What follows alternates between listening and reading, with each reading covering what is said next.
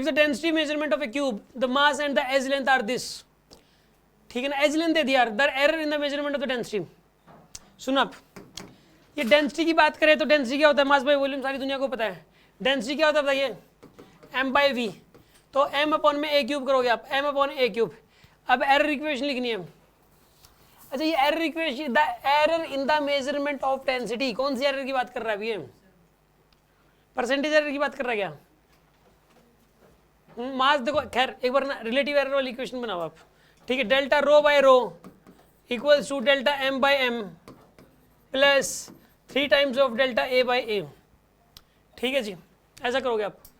Delta m by m का मतलब क्या हुआ, 0.1 बाई में 10 plus 3 times of delta a by a, 0.01 divided by में 0.1,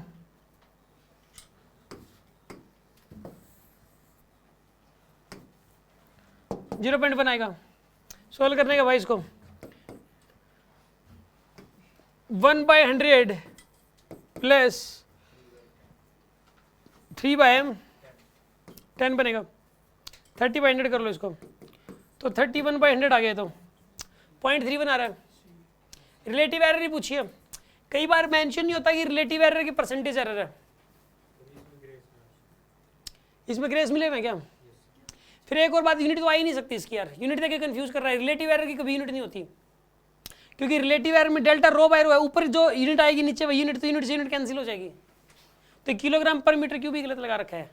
इससे ऐसा लग रहा है कि डेंसिटी निकाल रहा है, डेंसिटी नहीं निकाल रहा, रिलेटिव एरर नहीं डेंसिटी निकाल रहा, और रिलेटिव एरर की कोई यूनिट नहीं होती, ना ही परसेंटेज एरर की कोई यूनिट होती है। यूनिट लिख के इसने बहुत बड़ी गलती कर रखी है। एब्सोल्यूट मीन एब्सोल्यूट वैल्यू उसी की होगी, वो तो मीन जो मेजर्ड वैल्यू की यूनिट होगी वही मीन एब्सोल्यूट वैल्यू की यूनिट होगी।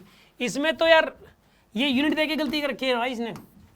मैं तो ये यूनिट देख के ही कंफ्यूज हुआ, सही बताऊं तो यूनिट देख के शुरू में कंफ्यूजन आया, ठीक है ना। इसके अंदर जो है इसमें,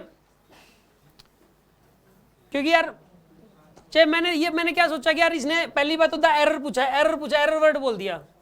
एरर से कुछ नहीं पता लगता, या तो देखो एरर एरर कुछ नहीं होता, या तो होती है मीन एब्सोल्यूट एरर, या होती है रिलेटिव एरर, और या फिर होती है परसेंटेज एरर। 3 एरर होती हैं, एरर खुद कुछ नहीं होता। तो एक तो ये पता ही नहीं लग रहा था कौन सी एरर है, फिर मुझे इसमें ये लगा कि मीन एब्सोल्यूट एरर ना पूछ रखी हो। मीन एब्सोल्यूट एरर तो बस 3-4 मेजर्ड वैल्यूज होती है, तो उनका एवरेज निकाल के वो आती है, ठीक है ना। तो फिर उसके इसके अंदर तो हो ही नहीं सकती यार, वो दे ही रखी है इसने, वो मीन एब्सोल्यूट वैल्यू ही दे रखी है ये वाली 10, मतलब ये यहाँ से आ जाएगी, वो मास बाय ए क्यूब करके यहाँ से आ जाएगी। वैसे तो मतलब कहने का यार वो तो हो ही नहीं सकती, फिर रिलेटिव और परसेंटेज यूनिट नहीं होती, इसलिए कन्फ्यूजन था इसके अंदर। खैर बात समझ में आ गई होगी आपको, है ना।